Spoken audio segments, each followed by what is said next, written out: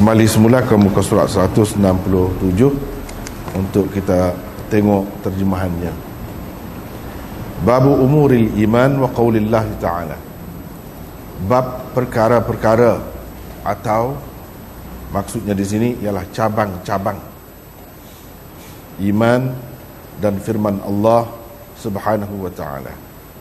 Bermaksud bukanlah menghadapkan wajahmu ke arah timur dan barat itu suatu kebajikan, akan tetapi sesungguhnya kebajikan itu ialah beriman kepada Allah, hari kemudian, malaikat-malaikat, kitab-kitab, nabi-nabi, dan memberikan harta yang dicintai kepada kaum keluarga, anak-anak yatim, orang-orang miskin, musafir, yakni yang memerlukan pertolongan, dan orang-orang yang meminta-minta, dan memerdekakan hamba sahaya, mendirikan salat dan menunaikan zakat, dan orang-orang yang menepati janjinya apabila ia berjanji, dan orang-orang yang sabar dalam kesempitan, penderitaan, dan dalam peperangan. Mereka itulah orang-orang yang benar, yakni imannya, dan mereka itulah orang yang bertakwa. Ayat ini dari surah Al-Baqarah ayat 177. Wa qawlihi, dan firmannya lagi, qad aflahal mu'minun al-ayah, bermaksud berjayalah orang-orang yang beriman. Itu dipetik daripada surah Al-Mu'minun ayat 1. Dan bacalah ayat-ayat seterusnya. Al-ayah maksudnya bacalah ayat-ayat seterusnya. Kemudian hadisnya pada muka surat 169, Imam Bukhari dengan sanadnya meriwayatkan daripada Abi Hurairah radhiyallahu anhu, daripada Nabi sallallahu alaihi wasallam, baginda bersabda, iman mempunyai lebih daripada 60 cabang, dan malu merupakan salah satu cabang besar iman. Itu saja hadisnya. Hadisnya sangat ringkas, tapi perbincangannya dan huraiannya amat panjang, luas sekali maknanya.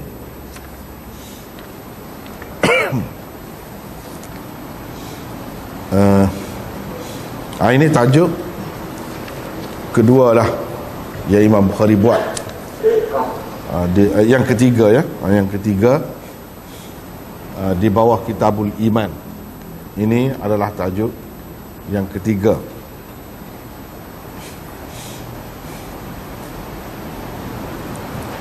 Jadi seperti kita maklum, tajuk bab yang dibuat oleh Imam Bukhari sangat istimewa dan perlu kepada renungan dan pengamatan yang rapi untuk kita mendapat mutiara-mutiara dan pengajaran-pengajaran yang berharga yang disimpulkan dan difaham oleh Imam Bukhari daripada ayat-ayat Al-Quran dan juga sabda-sabda Nabi sallallahu alaihi wasallam.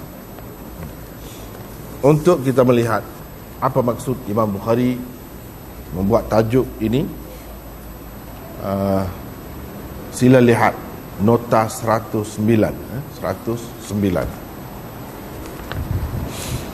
pada muka surat 168. Imam Bukhari sengaja memulakan tajuk bagi hadis yang ke-9 ini dengan perkataan perkara-perkara iman atau cabang-cabang iman. Jadi kan kalau kita tengok di bawah tajuk ni, setelah dia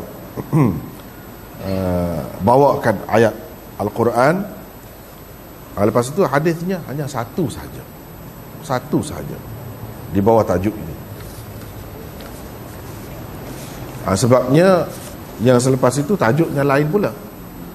Misalnya kita tengok 175, muka surat 175, tajuknya bab al-muslimu man salimal muslimuna min lisanihi wa yadihi. Itu tajuknya, lain pula.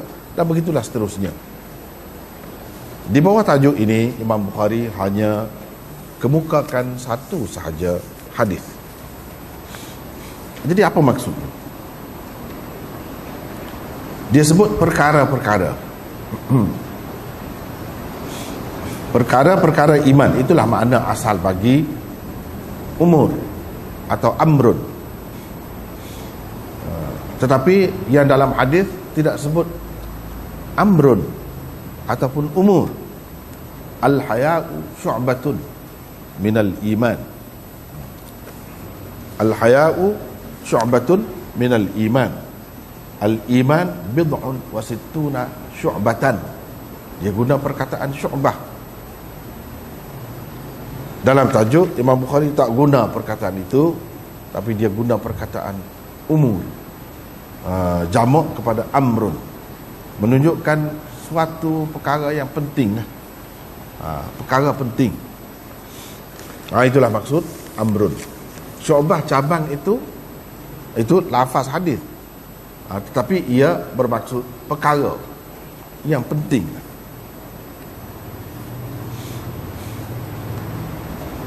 Atau cabang-cabang iman, sebagai mengisyaratkan kepada pendapat beliau bahawa iman itu bersifat murakkab, yakni berkomponen.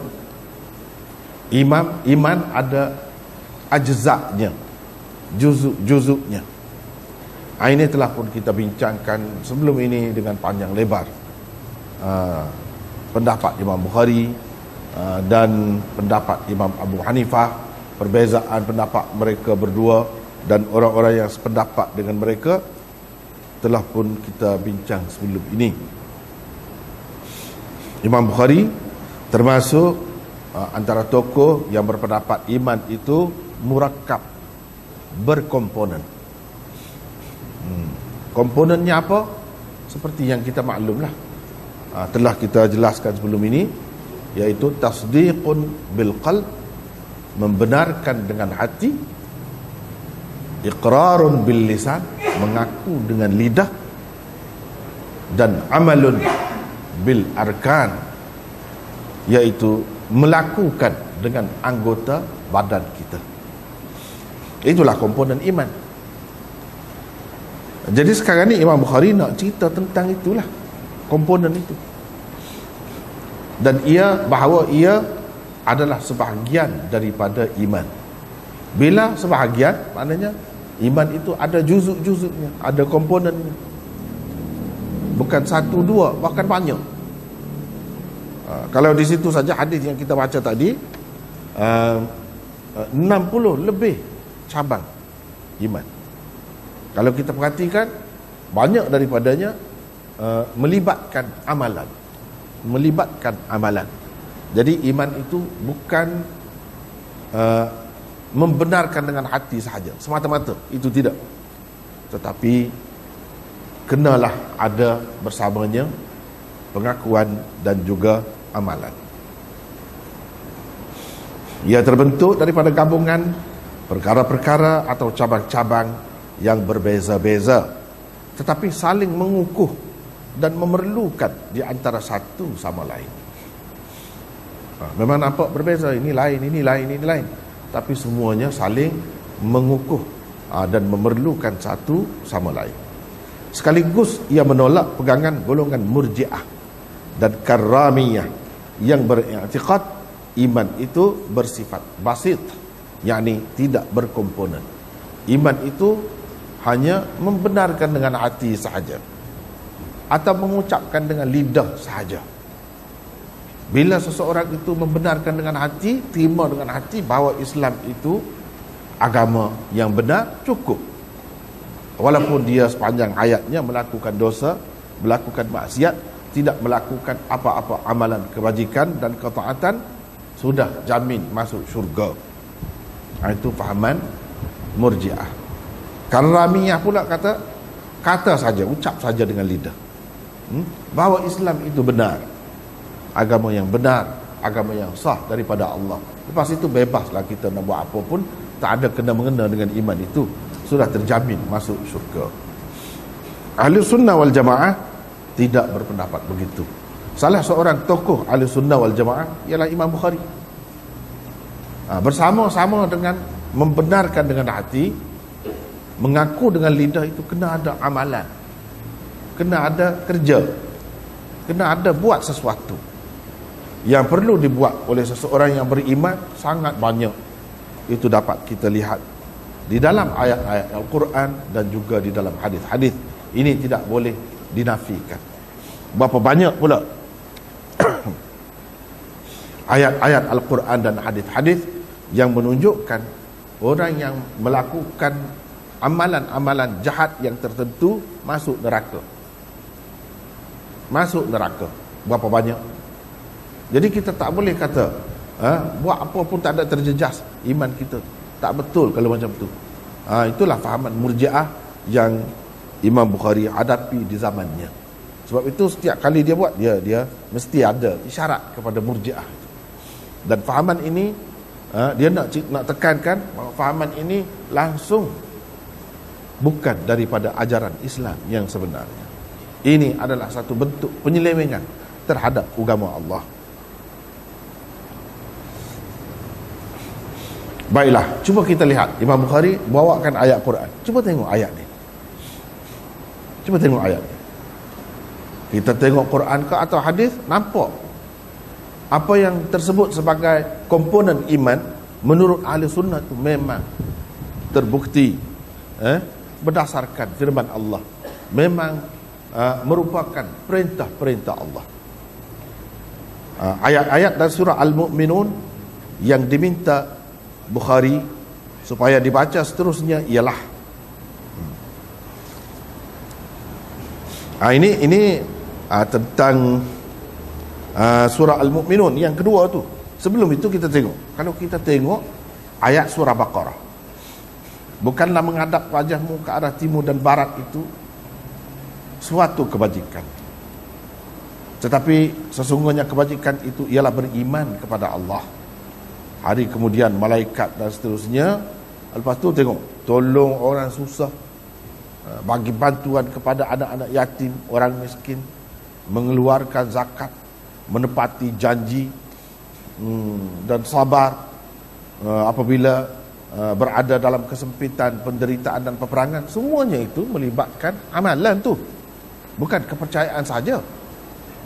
Itu Imam Bukhari nak ceritanya. Cuba tengok, berperang, perang tu tidak amal, sampai mati, luka-luka, terpotong anggota, jadi cacat, bagi zakat, bagi bantuan sana sini, habis duit, nak dapat duit susah, kena kerja semua. Ada kena mengena dengan kerja, dengan amal. Jadi orang kata beriman ini hanya percaya saja atau mengaku saja, sama sekali tidak betul, tak benar, bercanggah dengan apa yang Allah SWT firmankan di dalam Al-Quran. Kalau kita tengok kepada surah Al-Mu'minun pula, yang Imam Bukhari minta supaya kita baca ayat seterusnya setelah dia hanya mengemukakan ayat pertama sahaja. Dia kata baca lagi seterusnya sampai habis. Jadi apa? Qad aflahal mu'minun alladhina hum fi salatihim khashi'un walladhina hum 'anil laghwi mu'ridun walladhina hum liz-zakati fa'ilun walladhina hum li furujihim hafizun illa 'ala azwajihim aw ma malakat aymanuhum fa innahum ghairu malumin faman ibtagha wara'a dhalik fa ulaika humul 'adun walladhina hum li amanatihim wa 'ahdihim ra'un walladhina hum 'ala salawatihim yuhafizun ulaika humul warithun alladzina yarithuna al-firdaus hum fiha khalidun. Itulah ayat yang Imam Bukhari maksudkan supaya dibaca seterusnya. Apa maksudnya? Berjayalah orang-orang yang beriman. Itu ayat yang pertama. Yang kedua seterusnya, iaitu orang-orang yang khusyuk dalam sembahyangnya. Yang beriman tadi, apa orang beriman itu? Iaitu orang yang khusyuk dalam sembahyangnya. Sembahyang itu bukan amal. Amal kan dikaitkan dengan sifat orang yang beriman. Dan orang-orang yang menjauhkan diri dari perbuatan dan perkataan yang tidak berguna. Itu tidak sikap kah? Tidak sikap kah tu? Langkah tu, perbuatan tu. Dan orang-orang yang menunaikan zakat, amal. Dan orang-orang yang menjaga kemaluannya, itu berkait dengan hidup. Menjaga diri dalam kehidupan, menjaga maruah, menjaga halal yang haram, halal dan haram dalam kehidupan. Bukan sahaja soal makan minum, tetapi juga dalam perhubungan di antara lelaki dan perempuan. Kecuali terhadap isteri-isteri mereka atau hamba sahaya yang mereka miliki.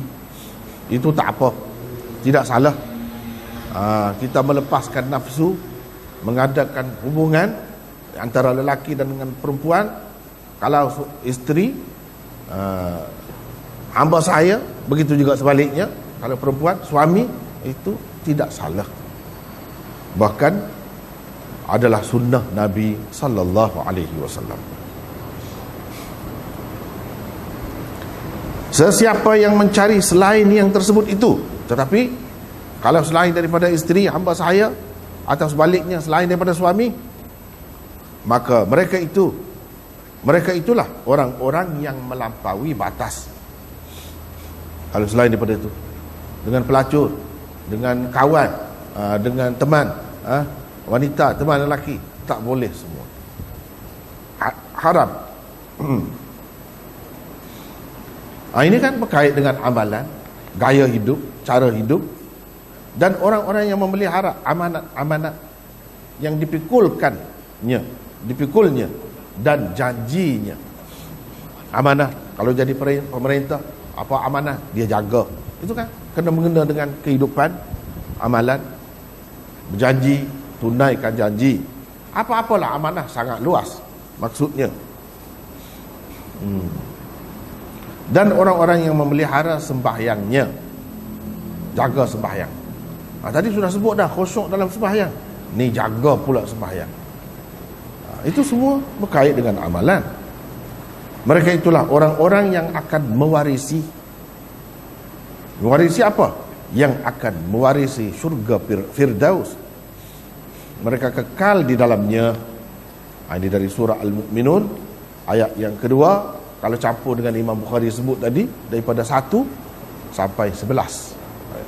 Kalau kita perhatikan apa yang disebutkan di dalam ayat-ayat ini, jelas nampaknya orang beriman itu bukan orang yang percaya dalam hatinya sahaja. Bukan orang yang bercakap, mengaku dengan lidahnya sahaja bahawa dia Muslim. Bukan. Tetapi banyak perkara yang dia kena jaga dalam kehidupannya. Itulah yang dikatakan amalun bil arkan. Buat dengan anggota badan. Macam mana kita nak kata iman itu membenarkan dengan hati saja, tak ada komponennya. Sedangkan ini semua ni sifat orang yang beriman. Bila sifat seseorang itu adalah sebahagian daripada seseorang tu, macam mana kita nak pisahkan?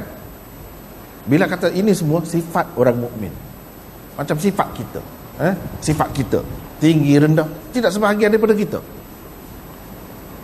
Sifat kita baik buruk, sifat kita tidak sebahagian daripada kita. Begitulah seterusnya yang lain-lain. Jadi ini semua merupakan juzuk. Bermakna Imam Bukhari nak sabitkan di sini iman itu ada komponennya. Iman itu murakab, sudah itu saja.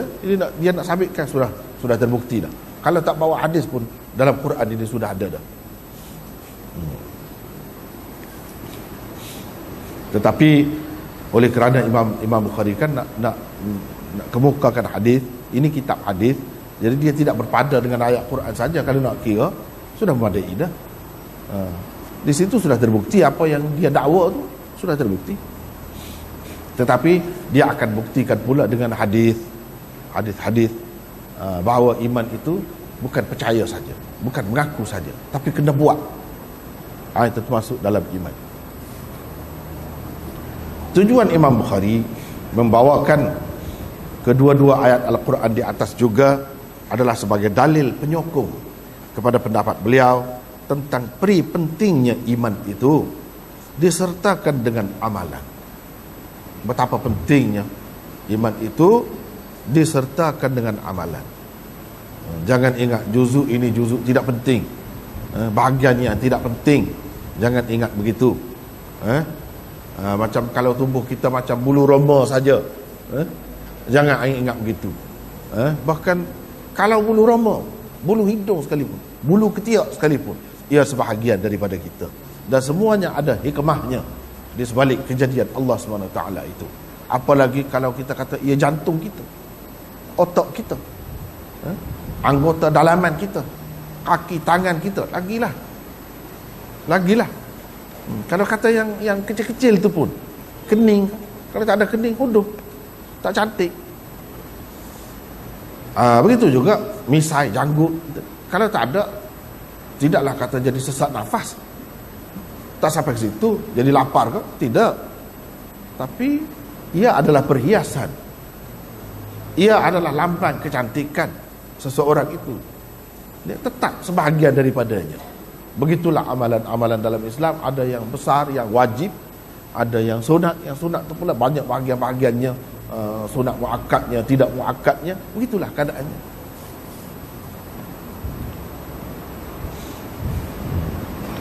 Kerana kandungan ayat yang pertama dengan jelas mengatakan bahawa kebaikan sebenar adalah beriman, sambil menyertakannya dengan amalan-amalan praktikal yang lain, seperti menyumbangkan harta yang menjadi kesayangan seseorang. Apa ini disebut? Wa atal mal ala hubbihi. Menyumbangkan harta dalam keadaan sayang kepada harta. Bukan tak sayang. Bukan nak bagi itu saya saja macam bagi kertas kosong begitu. Bukan. Sayang, tapi bagi juga. Ini atas dorongan apa? Dorongan iman. Dorongan iman.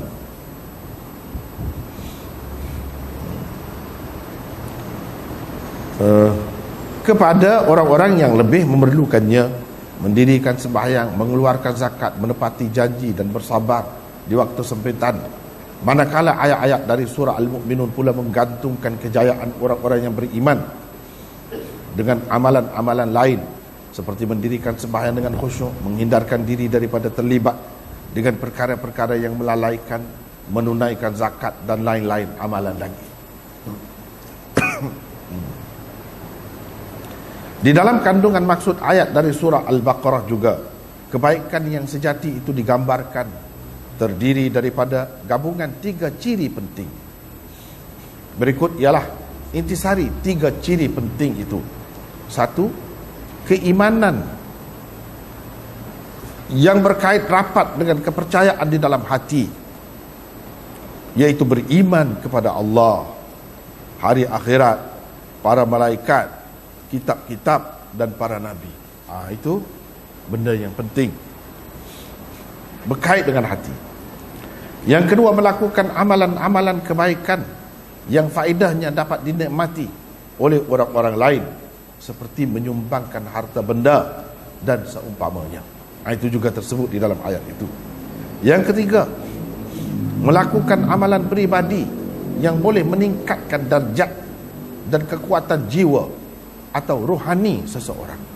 Itu juga diberikan di dalam ayat itu, seperti mendirikan sembahyang, menunaikan zakat, mengotakkan setiap janji yang dibuat, dan tabah menghadapi detik-detik getir dalam kehidupan. Ini meningkatkan peribadi seseorang itu,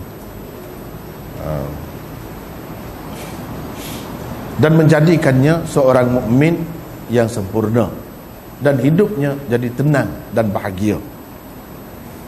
Kesimpulan yang ingin diketengahkan oleh Imam Bukhari daripada ayat-ayat di atas ialah iman yang dituntut oleh agama adalah iman yang direalisasikan melalui amalan, bukannya sekadar pengakuan yang tersimpan di dalam hati sahaja. Malah hakikat ini amat jelas dibuktikan oleh Al-Quran apabila seringkali ayat-ayatnya yang menyentuh tentang keimanan disebut, pasti sahaja ianya akan diikuti oleh ayat-ayat yang mengaitkannya dengan amalan-amalan fizikal. Antara contohnya yang kita sedang baca sekarang ni, cuba tengok ayat-ayat itu. Ini kerana amalan-amalan fizikal akan memberi kesan kepada iman seseorang. Bukan saja-saja, bukan tak ada kena-mengena, tak ada hubungan dengan iman di dalam hati itu, amalan kita tidak, bahkan sangat rapat hubungannya dengan kepercayaan di dalam hati kita. Sekiranya amalannya adalah amalan kebaikan, imannya akan bertambah, akan subur. Sebaliknya, jika dosa dan maksiat yang dilakukan, pastilah ia menjejaskan imannya. Itulah yang Imam Bukhari nak ceritakan dalam menjelaskan bahawa amalan keburukan juga meninggalkan kesan kepada keimanan seperti mana amalan kebaikan. Nabi SAW pernah menyatakan bahawa setiap kali seorang hamba melakukan dosa, satu titik hitam akan terlekat di hatinya. Itu kan ada dalam hadis sebut. Jadi kita nak kata tak ada menjejaskan langsung iman kita, tak betul sama sekali, menyeleweng daripada ajaran Rasulullah sallallahu alaihi wasallam yang sebenarnya.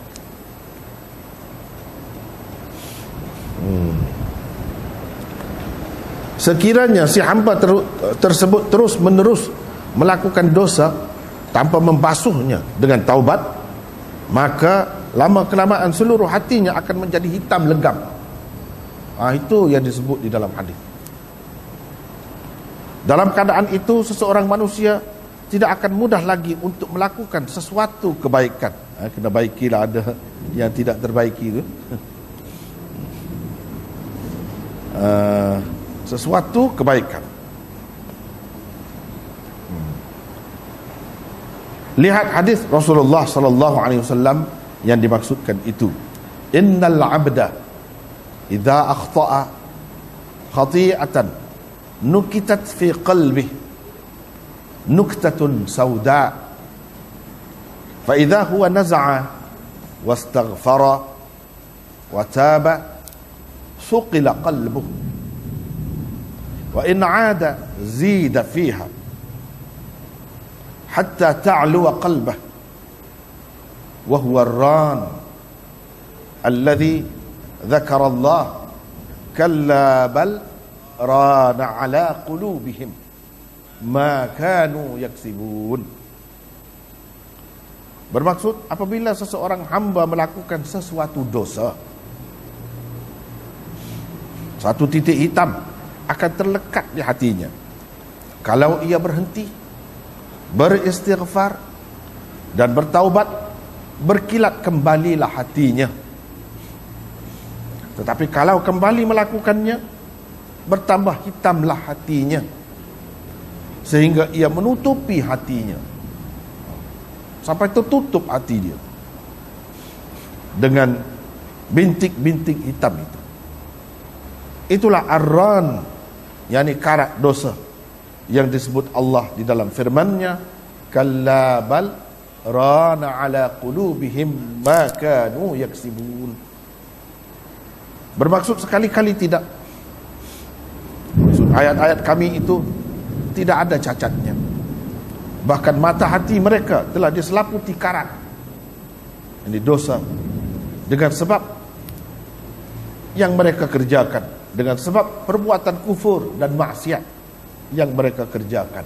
Jadi perbuatan kufur dan maksiat itu ada kesannya kepada hati kita, sehingga jadi begitu. Ini jelas menunjukkan amalan itu ada pengaruh dan kesannya kepada iman, kepada iman seseorang.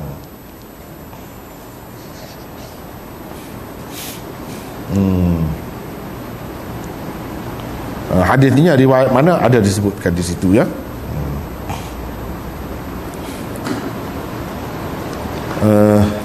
Hadis-hadis yang saya sebut itu insya-Allah saya cuba jagalah setakat yang boleh.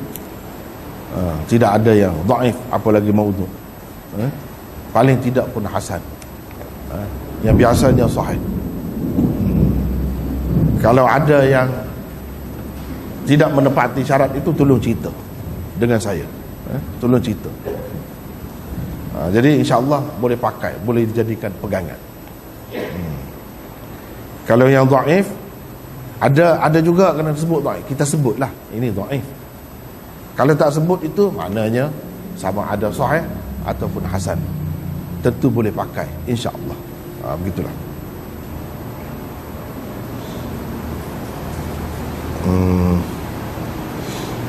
Kemudian kita pergi kepada hadis yang Imam Bukhari kemukakan di bawah tajuk ini, hadis yang ke-9.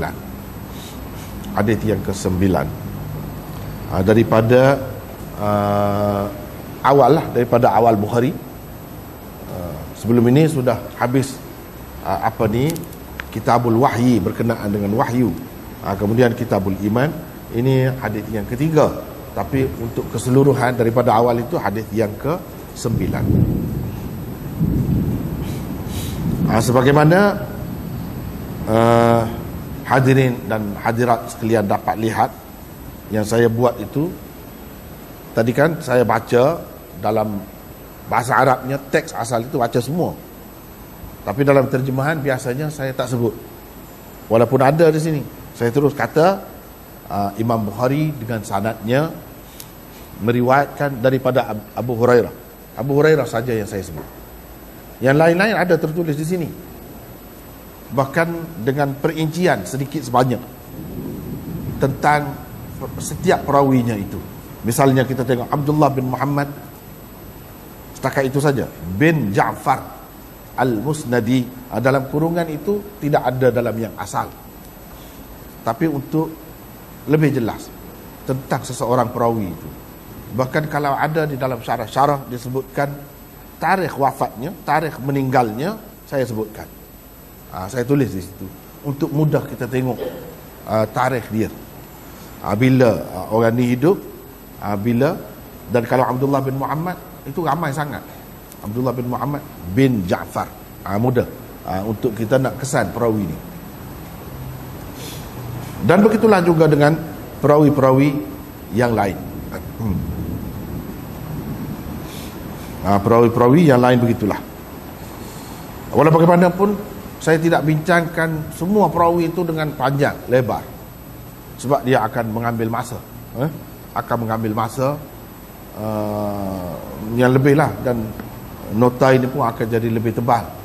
Kita pun tidak maksud nak ambil masa di situ, sebabnya perawi-perawi Bukhari ini memang sudah diakui. Cuma kalau kita tahu pun tahu kehebatan mereka lah, umumnya begitu.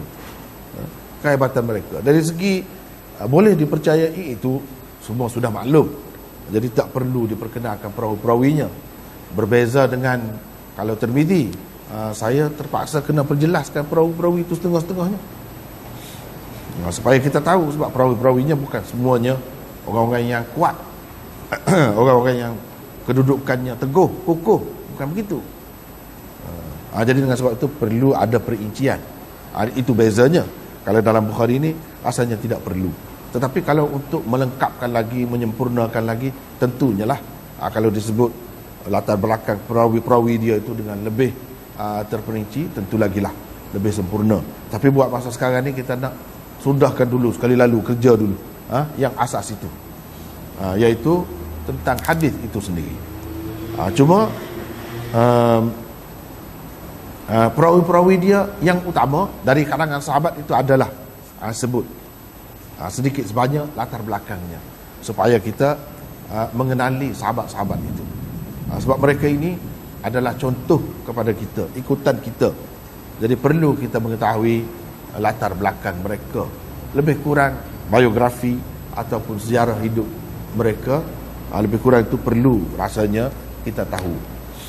Dengan sebab itulah saya ada buat nota di situ daripada Abi Hurairah 111, ada nota di situ. Siapa Abu Hurairah? Abu Hurairah Ad-Dawsi Al-Yamani, salah seorang sahabat agung Rasulullah sallallahu alaihi wasallam. Beliau terkenal sebagai seorang hafiz dan faqih di kalangan sahabat. Kalau kata dalam kitab-kitab hadis ni, bila disebut hafiz, jangan kita ingat hafal Quran. Ini hafal hadis beratus ribu dalam kepala hadis itu. Itu maksudnya hafiz. Dan faqih sama juga kalau dalam kitab-kitab hadis atau dalam hadis itu sendiri. Kalau dia kata faqih, jangan kita ingat orang ini ahli fiqh. Ahli fiqh lah, yang bab fiqh tu, kitab-kitab fiqh tu, bukan. Tapi faqih maksudnya mujtahid. Itu kalau dalam hadis, dalam kitab-kitab hadis ni maksudnya seorang yang mendalam ilmunya tentang agama.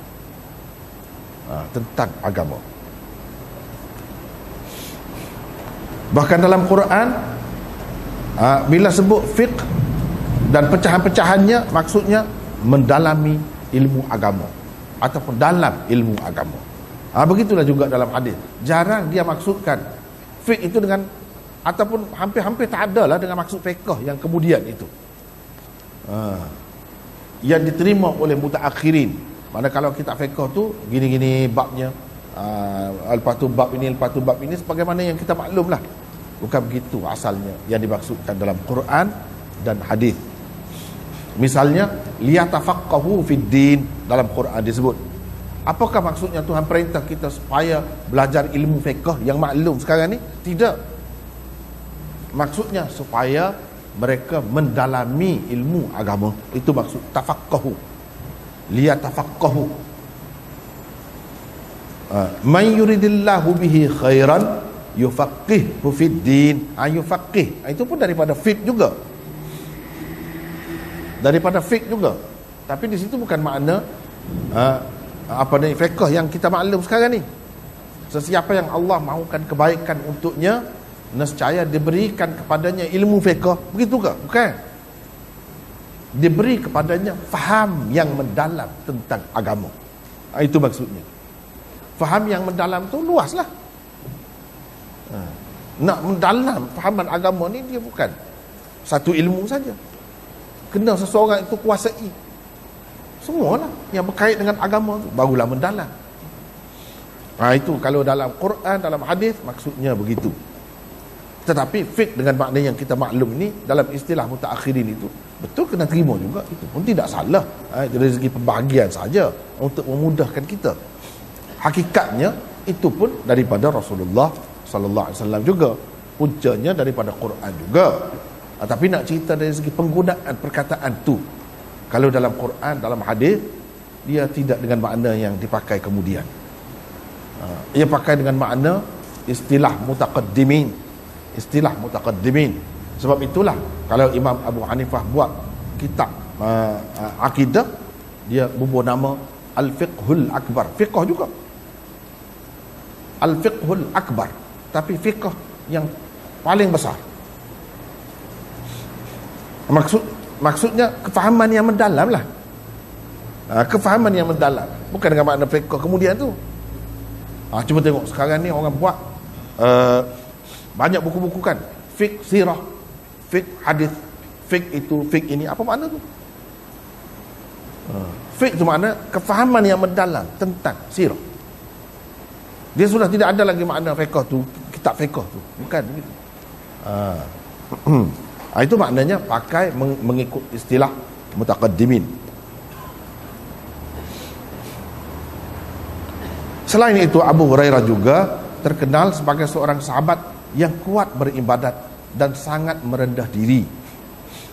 Ini sahabat ni. Para ulama berbeza pendapat tentang nama sebenar beliau. Saya tidak sebut lagi sebab kita tidak maksud nak tulis sejarah hidup dia. Kalau nak tulis sejarah hidup dia, jadi semua buku yang berasingan pula. Dia jadi begitulah. Sebab banyak sejarah dia tu. Antaranya yang disebut dalam sejarah hidup dia, dia ni seorang yang nakal sedikit, suka bergurau. Tapi saya tak sebut sini. Mana tak salah bergurau. Bergurau senda dengan kawan-kawan dia. Dia suka, dia jenis kelakar sikit, Abu Hurairah ni. Biar kita nampak sikit peribadi dia tu. Bukannya orang jenis senyap, tidak ketawa, tidak, bukan jenis tu. Dia orang jenis kelakar. Dia suka bergurau juga. Tapi bergurau yang tidak salah lah. Yang tidak salah. Rasulullah SAW pun ada juga bergurau begitu kan. Dia kata orang tua tak masuk dalam syurga. Menangis perempuan tu. Menangis perempuan tu, yang tua tu. Pasal kata orang tua tak masuk dalam syurga, jadi dia tua tak masuk dalam syurga macam mana? Jadi bila ditanya Rasulullah SAW, maksudnya tua dalam rupa tua itulah maksudnya. Yang tua pun dia jadi muda. Itu bergurau, tapi sebenarnya betul. Jangan bergurau yang salah. Yang tak betul salah, tak boleh. Kalau bergurau betul, tak apa. Abu Hurairah begitu antara perangai dan peribadi dia. Para ulama berbeza pendapat tentang nama sebenar beliau. Yang paling masyhur antaranya semasa jahiliyah ialah Abdu Syamsin atau Abdu Amrin. Nama beliau selepas memeluk agama Islam pula menurut kebanyakan ulama ialah Abdul Rahman atau Abdullah.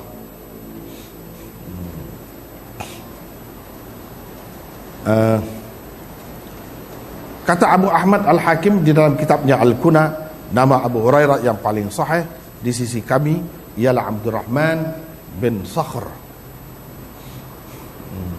Tapi kalau mengikut Imam Bukhari, sebagaimana yang disebutkan oleh Imam Tirmizi di dalam Jami' Tirmizi, yang paling tepat bagi Imam Bukhari Abdullah. Itu antara dua itulah yang paling masyhur, antara dua itu. Ada orang yang mengutamakan Abdullah, ada orang yang mengutamakan Abdurrahman. Antara dua itulah. Bagaimanapun Abu Hurairah lebih popular dengan nama kunyahnya. Dengan nama kunyahnya. Jangan baca kunyah. Sebab itu dalam setengah-setengah tulisan saya yang kemudian saya tukar K-U-N-I-A-H, kunyah. Takut orang baca kunyah. Kunyah. Begitu. Maksudnya kunyah itu nama panggilan. Nama panggilan Abu Hurairah. Sehingga nama sebenarnya tidak diketahui ramai orang. Abu Hurairah memeluk agama Islam pada tahun berlakunya perang Khaybar. Yakni pada tahun ke-7 Hijrah. Beliau turut hadir dalam peperangan itu bersama-sama Nabi sallallahu alaihi wasallam dan para sahabat yang lain. Setelah berangkat ke Madinah, Abu Hurairah bertungkus lumus menghafal dan mempelajari hadis-hadis Rasulullah sallallahu alaihi wasallam tanpa menghiraukan dirinya lagi. Jadi dia betul-betul belajar sungguh-sungguh. Orang kata tak paling kiri kanan lah. Betul-betul dia tumpu. Itu ceritanya. Macam mana dia boleh jadi masyhur tu. Kemudiannya dia pernah jadi gubernur juga ni. Gubernur ni macam menteri besar lah. Sekarang menteri besar sekarang ni.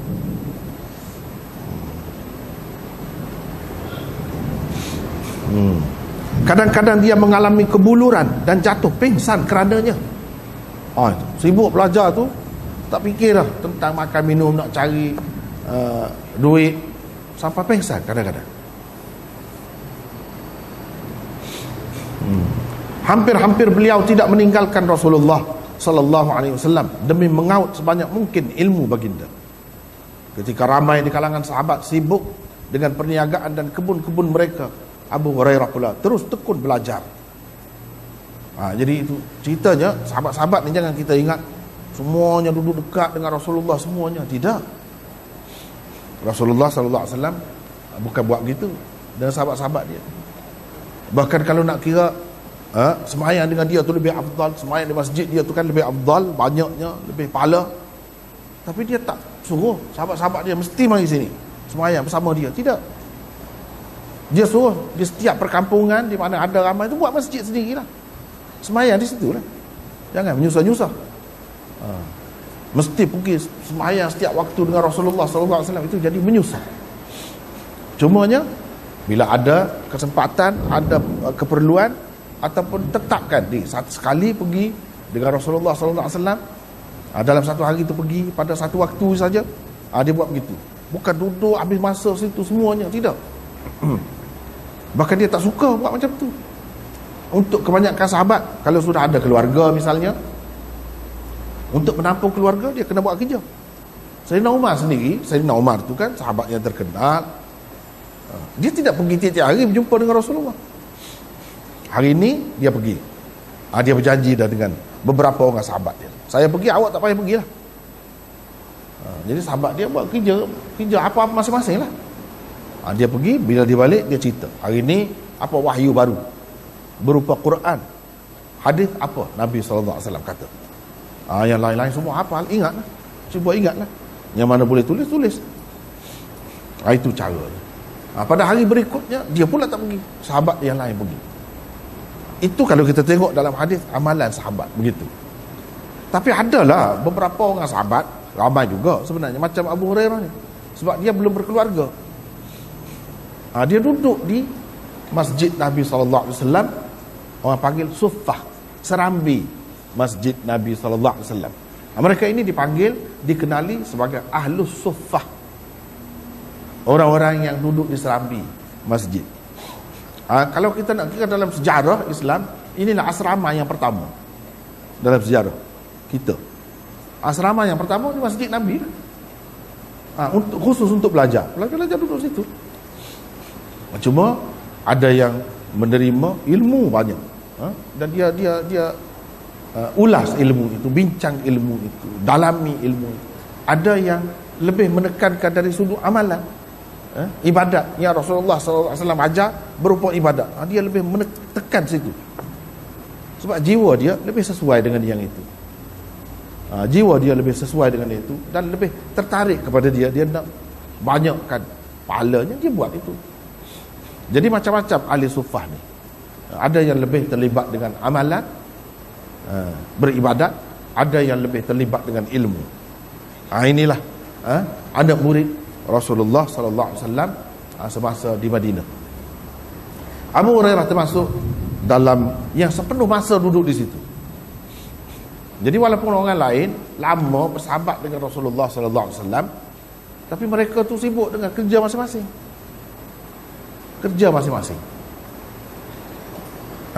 Berbeza dengan sahabat-sahabat seperti Abu Hurairah ni, dia sepenuh masa. Itulah sebabnya dia dapat ilmu banyak.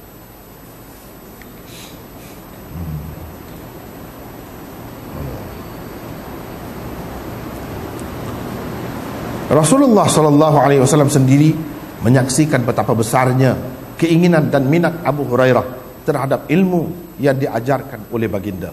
Jadi guru pun dia tengok juga murid ni, mana yang sungguh, mana yang rajin, dia tengok juga. Jadi begitulah Rasulullah SAW pun dia tengok. Pada suatu hari Abu Hurairah berkata, "Wahai Rasulullah, sesungguhnya saya telah banyak mendengar hadis-hadis daripadamu, tapi saya terlupa." Maka Rasulullah SAW bersabda, "Hamparkan selimutmu itu." Kata Abu Hurairah, setelah saya menghamparkannya, Rasulullah SAW semacam mencedok sesuatu ke dalamnya. Dia macam cedok sesuatu begitu. Kemudian baginda SAW bersabda, "Dakaplah selimut itu." Saya terus mendakapnya. Selepas itu saya tidak lupa apa-apa lagi daripada hadis-hadis Rasulullah SAW. Itu ceritanya. Kenapa Abu Hurairah dapat ilmu banyak? Kenapa ilmu dia tu tersebar dengan meluas? Dia ada latar belakangnya juga, dapat keberkatan daripada Rasulullah SAW. Selain daripada satunya, dia sepenuh masa belajar. Walaupun dia tak lama. Berapa ramai sebenarnya orang yang masa dia singkat belajar. Tapi Allah SWT nak bagi dia lebih. Kita nak buat macam mana? Dia lebih lah. Ada juga orang yang belajar lama, tapi dapatnya tak seberapa. Dapatnya tak seberapa. Itu boleh kita lihat sampai sekarang ni pun. Abu Hurairah satunya sepenuh masa. Walaupun dia lewat pergi tahun yang ke-7. Jadi berapa tahun sangat dengan Rasulullah SAW kira-kiranya. Tapi dia dapat doa khusus daripada Rasulullah SAW. Yang kedua. Yang ketiga, selepas Rasulullah SAW wafat, dia sepenuh masa mengajar. Bukan macam sahabat-sahabat yang lain, walaupun lama bersahabat dengan Rasulullah, sahabat tu kedudukannya tinggi, macam Abu Bakar, macam Uthman. Mana banyak riwayat dia, tak ada banyak. Sebab dia sibuk dengan urusan memerintah. Urusan memerintah sibuk. Sibuk. Jadi duduk bincang tentang itu, duduk fikir tentang itu. Abu Hurairah tidak. Cuma lama selepas itu dia pun terlibat dengan pemerintahan juga. Kita kata masuk politik lah. Kemudiannya masuk politik. Tetapi dia terus mengajar tu, terus menjadi aktiviti dia. Itu antara sebab kenapa hadis Abu Hurairah ni banyak. Sebab orang-orang Syiah kata ni sengaja ahli sunnah ni nak menyembunyikan ilmu ahlul bait. Sebab itu riwayat daripada anak cucu Rasulullah SAW tak banyak. Dia kata begitu. Itu tuduhan semata-mata. Sebenarnya tak banyak riwayat seseorang itu bukan kerana kita ahli sunnah ni benci kepada dia atau sayang kepada dia, bukan begitu. Ini semua ulama-ulama kita ni orang yang amanah. Tengok Abu Bakar, mana banyak riwayat. Uthman tak ada banyak. Padahal dia kita terima baik, tak ada banyak. Jadi sama juga dengan ahlul bait pun. Yang jadi tak banyak tu kenapa? Sebab puak-puak Syiah lah banyak sebarkan benda-benda yang palsu tu atas nama mereka. Jadi ulama-ulama kena teliti sangat. Susah nak ambil daripada dia. Daripada Ali ke, daripada cucu dia ke, susah. Banyak sangat yang reka, yang tabur di sekeliling dia. Lebih senang cari daripada orang lain. Daripada orang lain pun sama juga. Itu ilmu Rasulullah SAW juga. Itu antara sebabnya. Bukan kerana benci kepada mereka, jauh sekali. Kenapa nak benci?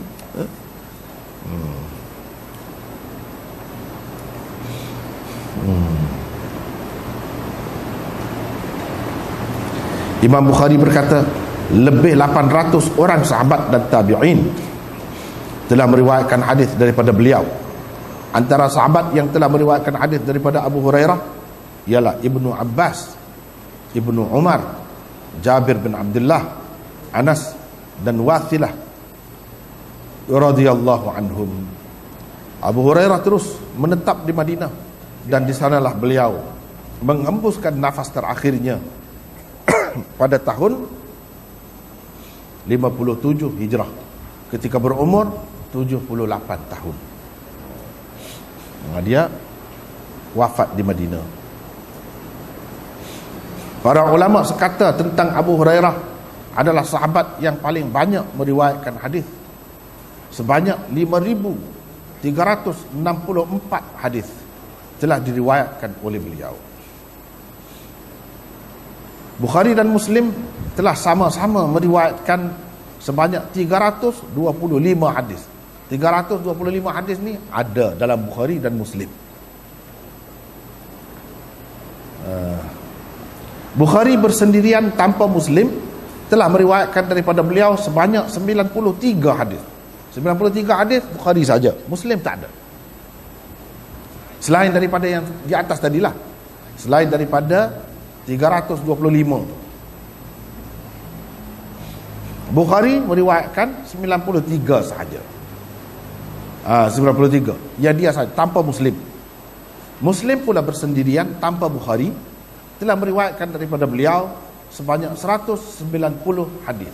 Mana dalam Bukhari tak ada, dalam Muslim saja ada. Itu maksudnya.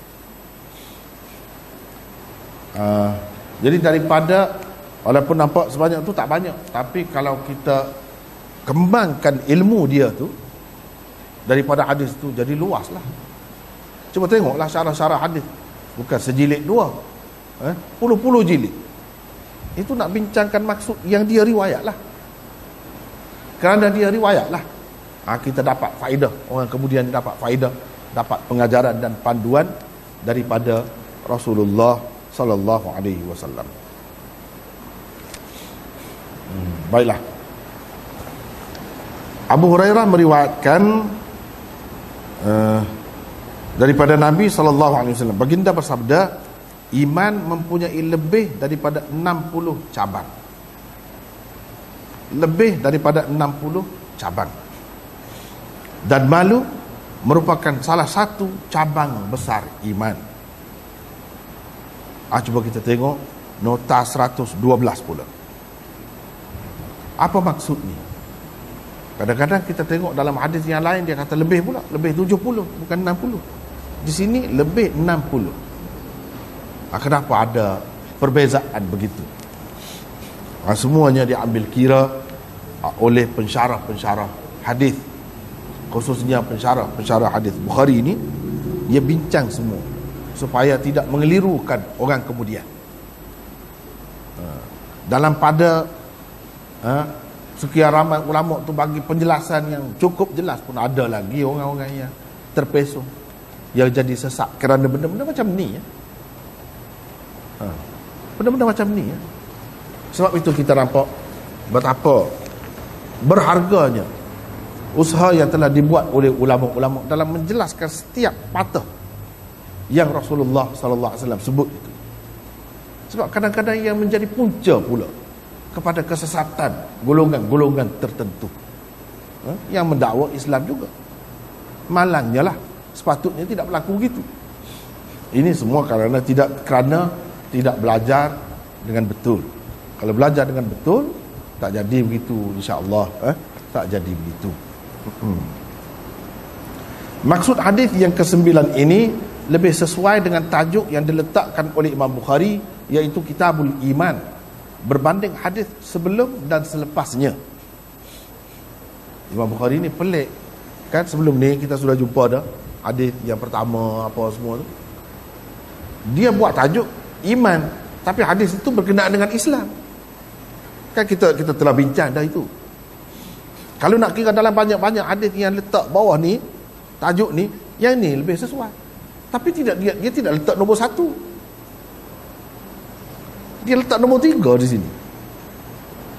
Lepas tu ada pula yang lain pula, bukan berkenaan dengan iman, tentang Islam. Al-muslimu man salimal muslimuna min lisanihi wa yadihi. Itu hadis yang seterusnya. Itu Islam. Sedangkan dia letak bawah Kitabul Iman. Jadi kalau nak kira, kurang sesuai. Zahirnya yang paling sesuai dalam banyak-banyak itu yang ni. Sebab dia sebut al-iman. Dia sebut jelas al-iman. Bid'un wa sittuna syu'batan al-iman. Jelas sebut iman. Ini bagus sesuai. Dia tak kira. Imam Bukhari dia tak kira. Dia ada cara dia sendiri. Nak tahu cara dia, kena belajar lah. Kena belajar. Kalau tak belajar, tak tahu. Sehingga orang-orang yang benci kepada Imam Bukhari ni kata Imam Bukhari nyanyuk. Tadi kata nyanyuk. Sebab apa dia buat tajuk iman, bawa hadis tentang Islam, rukun Islam pula. Tak nyanyuk macam tu. Itulah orang yang tak faham. Pada hadis itulah letaknya kebijaksanaan, kehebatan Imam Bukhari. Kadang-kadang tempat yang sepatutnya nampak hebat, kita nampak kurang. Bukan kerana kurang benda tu, kurang kita. Kerana kita yang kurang. Kita tak sedar.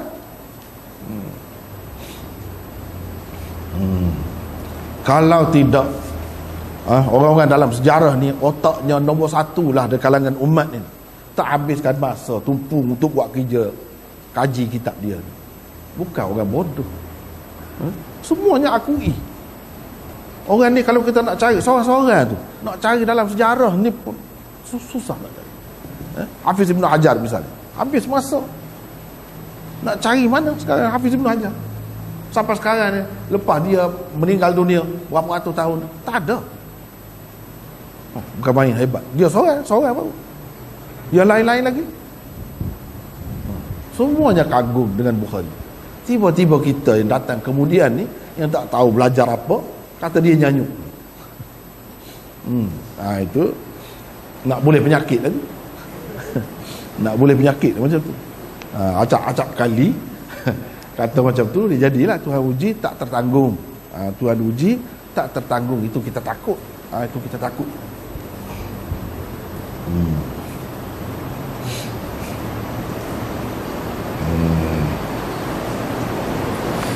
Oleh kerana semasa hayat beliau, persoalan asas tentang hakikat iman itu masih hebat dipertikaikan oleh golongan-golongan serpihan. Maka Imam Bukhari meletakkan hadis-hadis tentang Islam yang mewakili amalan zahir terlebih dahulu sebagai menjelaskan tuntutan sebenar iman, dan menolak dakwaan golongan yang terpesong daripada pegangan Ahlus Sunnah wal Jamaah. Itu sebab dia buat berbeza sedikit. Sebab yang bermasalah pada orang yang dihadapi dia menafikan amalan dalam Islam. Itu sebab dia tekan, bawa dia letak situ dulu. Justru hadis-hadis yang sepatutnya diletakkan di permulaan bab diganjak sedikit ke belakang demi memberi ruang kepada hadis-hadis yang memperjelaskan tentang pentingnya amalan sebagai komponen utama iman. Hadis ini juga ternyata tidak boleh dijadikan sebagai sandaran oleh golongan Murji'ah dan sekutu-sekutunya untuk mengukuhkan pegangan mereka. Jadi yang Imam Bukhari bawa ni sebut iman ni, di sini pun tidak menyokong mereka. Kalau yang tak sebut iman, sebutkan amalan-amalan, itu jelaslah bertentangan dengan pegangan mereka. Yang ni pun yang sebut iman ni pun sebenarnya tak boleh jadi pegangan mereka juga. Jadi Imam Bukhari nak ceritanya, orang yang bawa ajaran sesat ni sebenarnya orang muflis, tak ada modal. Kalau kita tengok dalam Quran, dalam hadis, tak menyokong mereka pun. Walaupun begitu, mereka berani menyesatkan orang lain, menyesatkan orang lain. Dan kata dia itulah yang lebih hebatnya. Yang lebih hebat sampai ke peringkat bukan penyelewengan itu bukan sikit-sikit, sampai ke peringkat zindik, tidak Islam dah, sampai ke peringkat tu pun ada. Dia dakwa dia lebih Islam daripada orang lain lagi. Itulah zindik. Hakikatnya dia kafir, tetapi dia tidak sedar yang dia kata kafir. Dia berasa dia tu lebih Islam daripada orang lain, kerana salah fahamnya. Itulah yang dikatakan zindik.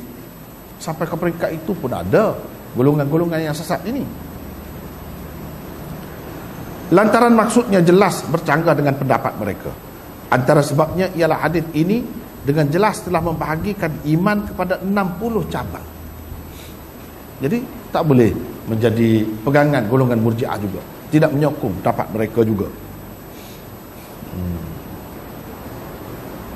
Berarti setiap orang yang beriman mungkin memiliki cabang-cabang iman yang berbeza di antara satu dari yang lain. Ia turut membuktikan bahawa iman boleh bertambah dan berkurang berdasarkan jumlah cabang-cabangnya yang tidak sama banyak pada orang-orang yang beriman. Jadi Imam Bukhari buat contoh ni sebab Nabi kata ada 60 lebih cabang. Malu itu adalah salah satu cabang yang terbesar daripada iman. Dan Nabi SAW buat bandingan iman ini dengan satu pokok. Kalau pokok kan dia ada cabang dia. Bila dia sebut cabang, cabang saja begitu tak? Tidak, dia ada ranting-ranting dia pula kan. Ada bahagian tengahnya, ada julainya. Kalau dia ada daun-daunnya. Ada daun-daunnya. Daun itu ada yang sudah tua, ada yang muda, ada yang macam-macam lah. Ada.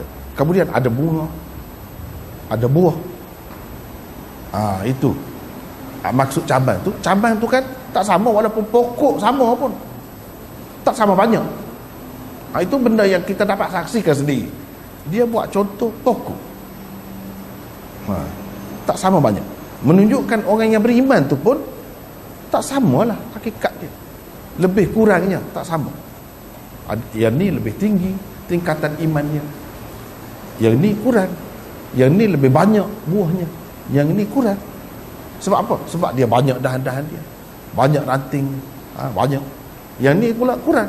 Seperti mana pokok, begitulah juga orang beriman ini. Itu Imam Bukhari nak bawa ke situ.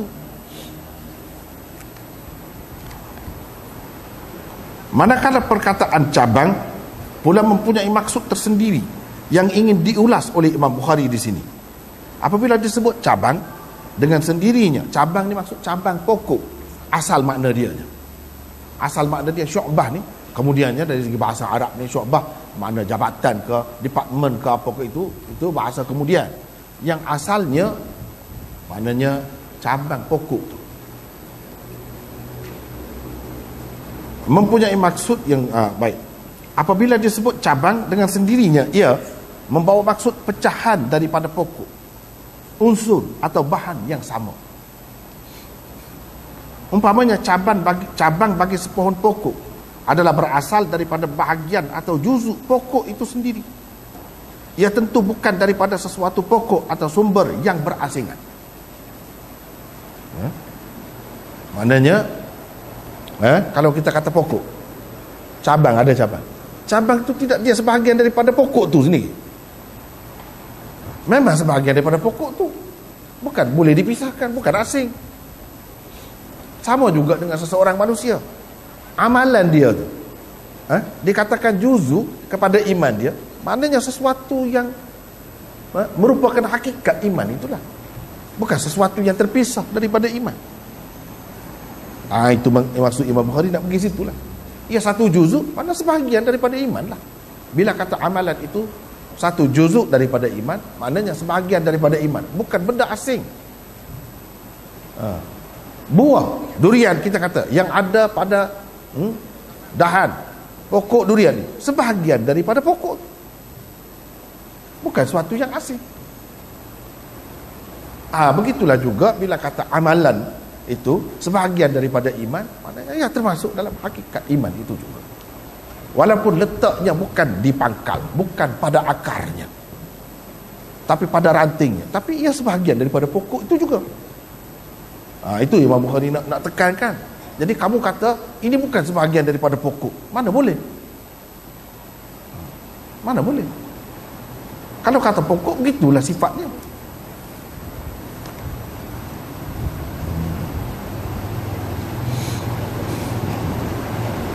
Apalagi cabang-cabang yang tersebut di dalam sekian banyak hadis-hadis Nabi SAW adalah berbentuk amalan. Yang disebut cabang-cabang iman itu paling kurangnya ialah membuang sesuatu yang menyakiti, mengganggu orang di jalan. Tidak, itu perbuatan. Dikatakan iman juga. Banyak daripada yang disebutkan sebagai cabang iman itu berupa perbuatan dan amalan. Bagaimana kamu nak kata amalan dan perbuatan itu bukan sebahagian daripada iman? Tidak memberi apa-apa makna kepada iman itu. Sama saja. Mana boleh kita kata pokok yang tidak berbuah sama dengan pokok yang berbuah? Itu hujah Imam Bukhari.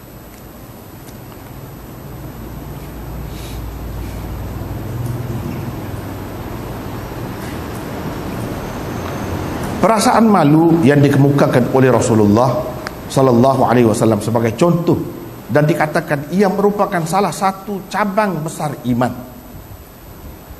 Di dalam hadis ini juga sebenarnya berkaitan dengan amalan dan tindak balas yang boleh disaksikan kesannya di luar rongga hati. Kerana riaknya akan terbayang pada raut wajah atau tindak tanduk orang yang mengalaminya.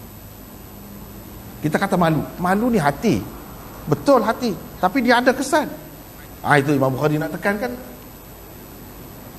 Jadi bila kita kata membenarkan Islam itu membenarkan dengan hati. Islam itu benar. Allah itu esa. Allah itu melihat dan sebagainya. Takkan sekadar kata saja. Membenarkan saja. Tak ada kesan dia. Takkan begitu. Imam Bukhari nak cerita. Contohnya kalau malu. Dia berkait dengan hati, malu. Tapi kesan dia boleh dilihat. Pada wajah seseorang itu nampak air muka dia berubah. Lepas tu dia buat macam mana bila dia malu? Dia akan bertindak. Begitulah juga dengan apa yang dikatakan membenarkan dengan hati dalam iman itu, mengaku dengan lidah, dia tidak sekadar berhenti setakat itu. Dia akan membawa kepada lebih daripada itu. Memang begitu sifat manusia pun, tabi'i manusia. Apa yang ada dalam hati mula-mula ada dalam hati dulu, lepas tu takkan ada dalam hati panjang masa sampai mati. Kalau katakanlah contoh saja ya, dalam hati kita nak pada seseorang, kita berkenan pada seseorang, lelaki ke atau perempuan ke, tak kisahlah, takkan ada dalam hati saja kan. Kalau ada dalam hati saja, mungkin perempuan tu tak ada jadi masalah pun dengan kita. Kalau kita cerita, dia nak pun ke kita. Tapi dah kita tak cerita, manalah dia tahu? Manalah dia tahu? Jadi kan perlu cerita. Sebab itu yang jadi orang kahwin apa, sebab dia ceritalah. Takkan dia pendam dalam hati dia saja. Kalau dia pendam dalam hati, mana nak jadi berkahwin? Lepas tu bila sebut saja gitu. Untuk apa? Untuk kahwin. Kahwin itu tidak amalan. Sampai lahir anak cucu, tidak amal macam tu. Kan ada kesan tu saling berkait tu, tak ada guna, tak ada faedahnya kalau simpan dalam hati saja. Tapi puak-puak murjiah dia kata hati saja sudah memadai. Jadi apa, akan jadi apa kalau simpan dalam hati saja? Itu contohnya. Tapi begitu juga dengan yang lain-lain.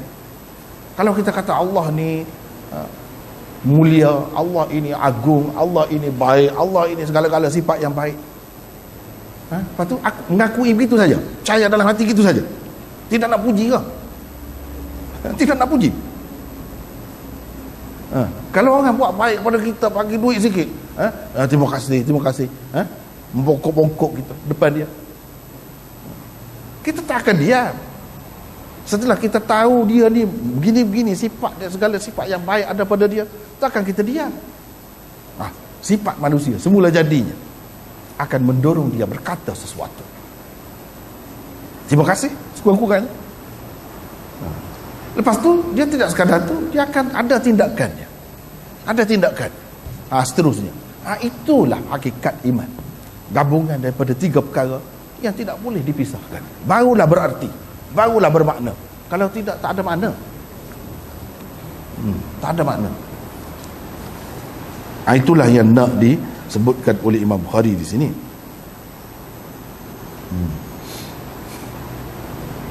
Hadis ini menyebutkan iman mempunyai lebih daripada 60 cabang. Sedangkan ada riwayat lain menyebutkan iman mempunyai lebih 70 cabang.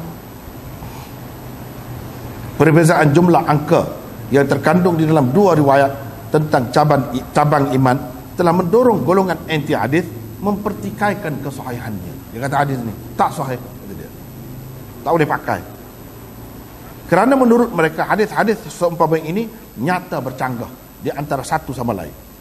Oleh yang demikian, kesahihan sumber hadis-hadis seumpama ini cukup menimbulkan keraguan. Kerana itu kena baikilah ya. Kerana menurut mereka kenyataan-kenyataan Rasulullah tidak seharusnya saling bercanggah. Lebih dikesalkan lagi ialah mereka sampai mempertikaikan kepribadian Rasulullah sallallahu alaihi wasallam kerana telah mengeluarkan kenyataan yang saling bertentangan. Dia kata apa Rasulullah sallallahu alaihi wasallam macam ni? Tak tahu ke? Kenapa berubah-ubah macam tu cakap? Sekali begini, sekali begini. Dia pertikaikan Rasulullah sallallahu alaihi wasallam pula. Ataupun kalau dia tak mahu pertikai, dia kata ini kedua-duanya tak sahih. Kedua-duanya dia masukkan dalam bakul sampah saja. Kedua-duanya. Itu sikap anti hadis yang tak betul, silap. Silap. Sepatutnya tidak begitu ya.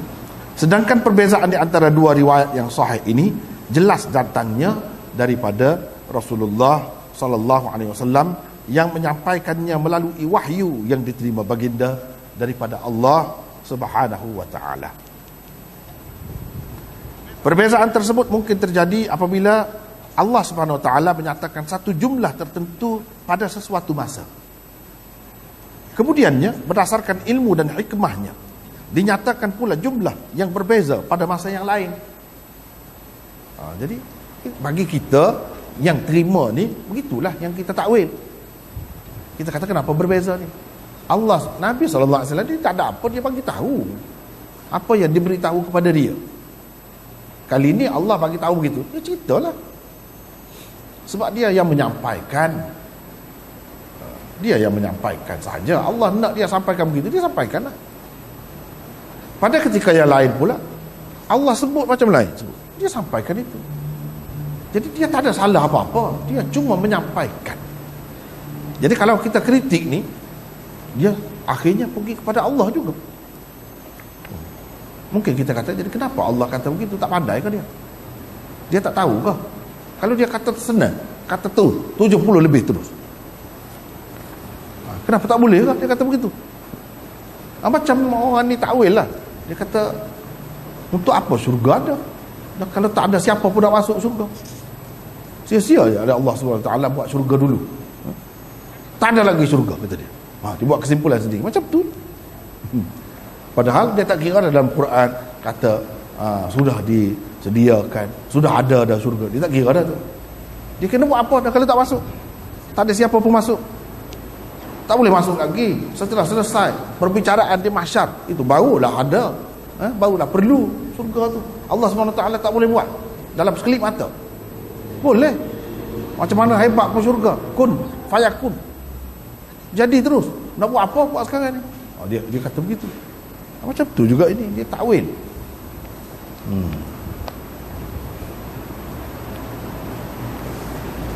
Keadaannya sama seperti hadis tentang jumlah pahala yang diperolehi orang yang menunaikan sembahyang secara berjamaah. Kalau kita tengok hadis yang sahih, ada berbeza juga.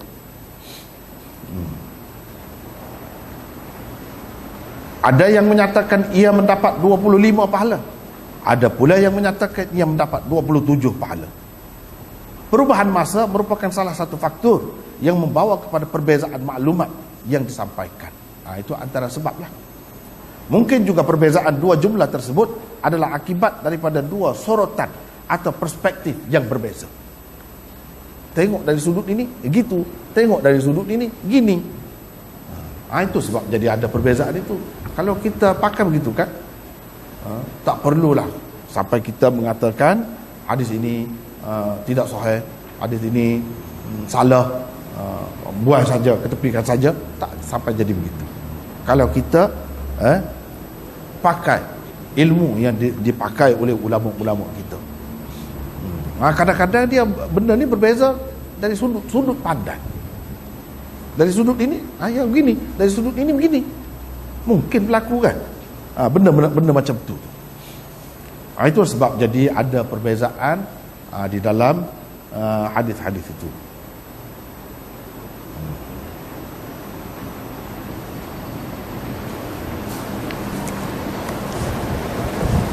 Baik.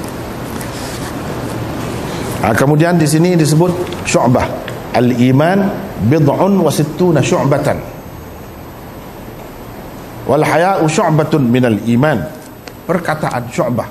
Itu nota 113. Perkataan syu'bah pada asalnya berarti dahan pokok. Cabang besar adalah terjemahan yang dipilih untuk syu'bah. Jadi kalau kita tengok, wal haya'u syu'batun minal iman, saya terjemah, dan malu merupakan salah satu cabang besar. Cabang besar. Daripada mana pula datangnya besar itu? Mungkin muskil, mungkin timbul kemuskilan kepada kita. Asas bagi terjemahan ini ialah perkataan itu digunakan dalam bentuk nakirah. Kalau tengok dari sudut nahwu bahasa Arab, dia guna syu'batun nakirah. Nakirah di sini mengandungi arti ta'zim yang bermaksud besar dan agung. Sebab itu kita terjemah besar, cabang besar. Bila cabang besar tu banyaklah pecahannya pula. Kalau cabang kecil tak banyak, tak banyak. Banyak sangat dia jadi patah lah, patah. Ni kalau cabang besar, dia boleh pecah banyak lagi, ranting-ranting dia, pecahan-pecahan dia banyak lagi. Boleh. Itu faedahnya.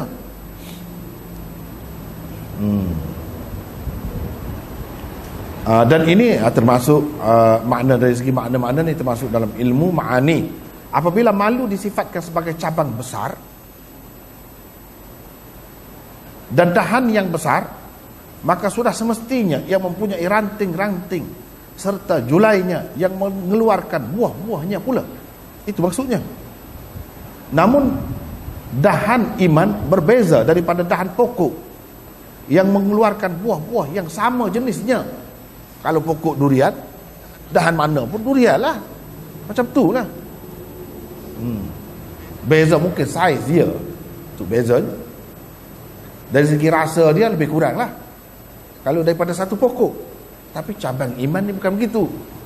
Ini cabang malu, ini cabang sabar, ini cabang syukur, ini cabang itu. Begitu, berbeza-beza. Itu cabang iman ini. Cuma ini perbandingan saja. Nak kata 100% sama, tidak. Dia tidak sama hakikatnya itu. Hasil dia tu, buahnya tak sama. Pokok iman membuahkan hasil-hasil yang berlainan jenis dan berbeza-beza mutunya. Melalui hadis ini, selain daripada ingin menguatkan lagi hujah bahawa iman itu bersifat murakkab, Imam Bukhari juga ingin mengutarakan maksud yang lain di sebalik mengetengahkannya, iaitu beliau ingin mengingatkan bahawa perkara-perkara yang berkaitan dengan iman yang akan disebutkannya selepas ini sepatutnya ada pada seseorang yang bergelar mukmin. Jadi cabang-cabang iman ini, kalau kamu muslim, mukmin, maka sepatutnya ada cabang-cabang ini. Sepatutnya begitu. Bukan sekadar nak kata iman itu murakkab saja, nak membuktikan itu saja, tidak.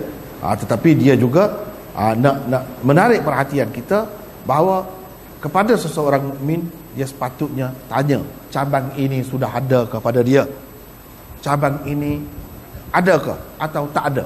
Kalau tak ada, sepatutnya kena ada. Sebab ada kalanya seseorang itu dia sudah ada satu cabang iman, tapi cabang lain tak ada, tak sempurna juga. Tak sempurna juga. Berani, ada dah berani, tapi tak ada sabar. Tak sempurna. Tak sempurna juga. Begitulah juga dengan yang lain-lain. Hadis ini menggambarkan sifat malu sebagai dahan besar bagi satu pokok besar. Ia tentunya mempunyai ranting-ranting dan julai yang syarat dengan buah-buah. Sifat malu adalah satu sifat terpuji dalam Islam. Ia membawa banyak sekali kebaikan dalam kehidupan manusia. Hakikat ini terpahat kukuh di dalam sekian banyak hadis Rasulullah sallallahu alaihi wasallam. Antara lainnya ialah hadis-hadis berikut. Ini puji-pujian ataupun Rasulullah sallallahu alaihi wasallam mengatakan kelebihan malu itu, sifat malu.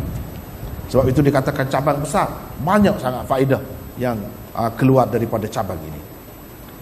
Yang satu, al-haya la ya'ti illa bi khairin.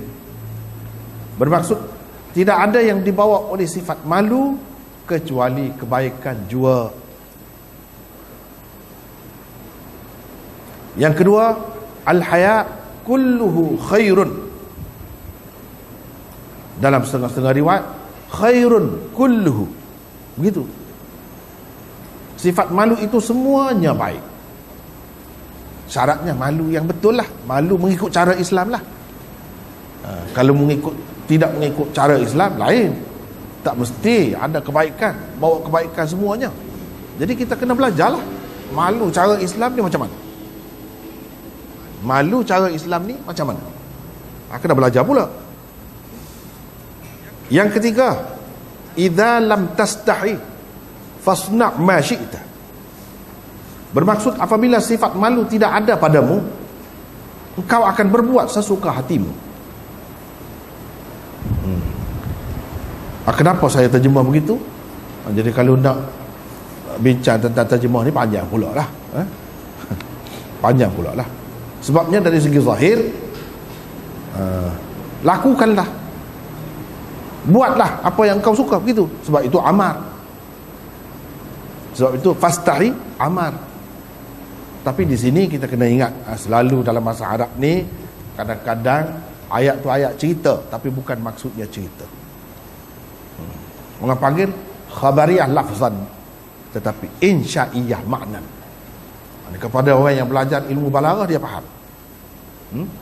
Ada kalanya ayat itu dalam bentuk perintah, cerita, dalam bentuk arahan dan sebagainya, insya, tapi maksudnya bukan insya, khabar. Itu dipanggil insya'iyah lafzan, khabariyah makna. Yang ini termasuk dalam insya'iyah lafzan, khabariyah makna. Itu secara ringkas lah. Kalau nak bincang tu panjang. Jadi rasanya memadailah dengan menikmati, ambil faedah daripada terjemahan itu cukuplah. Dah kalau faham, sudah, tak apalah. Sudah faham. Tapi kalau takwil kenapa terjemah begitu? Itu kita bincang lain lah. Apabila sifat malu tidak ada padamu, engkau akan berbuat sesuka hatimu. Mana ada perintah di sini? Tak ada. Saya tak terjemah begitu. Sebab apa? Atas dasar ini termasuk dalam insya'iyah lafzan, khabariyah makna. Jadi terjemahan itu berdasarkan makna dia, bukan berdasarkan lafaz dia. Jadi semua ini menunjukkan betapa mustahab, penting dan perlunya sifat malu itu ada pada seseorang mukmin. Sifat malu yang sebenarnya lah. Yang Nabi puji di kalangan sahabat dia, aktsaruhum hayaan Uthman. Yang paling banyak, paling sempurna malunya, sifat malunya, yakni sebagaimana yang diajar oleh Rasulullah sallallahu alaihi wasallam, ialah Uthman. Sifat malu macam mana kita kata? Baca sejarah dia.